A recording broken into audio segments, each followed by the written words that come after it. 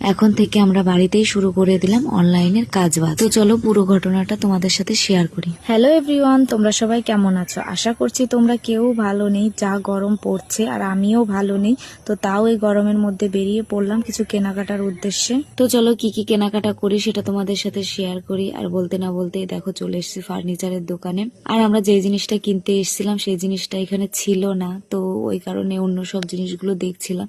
আর এখানে সোফার কালেকশন গুলো বেশ ভালোই ছিল। তো কিছুদিন বাদে একটা সোফা নেব বলে সোফার কালেকশন গুলো দেখছিলাম, তো বেশ ভালোই ছিল। তো যাই হোক, কি আর করা যাবে, নাজিরপুর এসছে যখন এই দাদার ঘুগনি তো মিস করা যাবে না। আর আমি যদি নাজিরপুর আসি এই দাদার ঘুগনি না খেয়ে আমি বাড়িতে ফিরি না। তো কে কে এই দাদার ঘুগনি খেতে ভালোবাসো আমাকে কমেন্টে জানি। আর তারপরেই দেখো বাটি হাতে নিয়ে দাঁড়িয়ে পড়লাম ফুচকা খাওয়ার জন্য। ফুচকাটা আমি তত বেশি ভালো খাই না, কিন্তু কিছুদিন হলো এত ফুচকা খেতে ইচ্ছা করছে, ফুচকা দেখলেই আমি লোভ সামলাতে পারি না, ওই কারণে আমি ফুচকা খেতে দাঁড়িয়ে পড়লাম। তো যাই হোক, অনেক খাওয়া খাওয়ির পালা হলো, এখন যেটা কিনতে এসেছি তার উদ্দেশ্যে যাওয়া যাক। আর নাজিরপুর বাজারে তো সেটা পেলামই না, এখন যাচ্ছি আমরা মহিষবাতান। আর আমার বরমশাইয়ের এই একটা বাজে অভ্যেস, যেটা ও মনে করবে যে এটা আমার লাগবে সেটা ও কিনেই ছাড়বে, সেটা দেশ হোক বা বিদেশ হোক।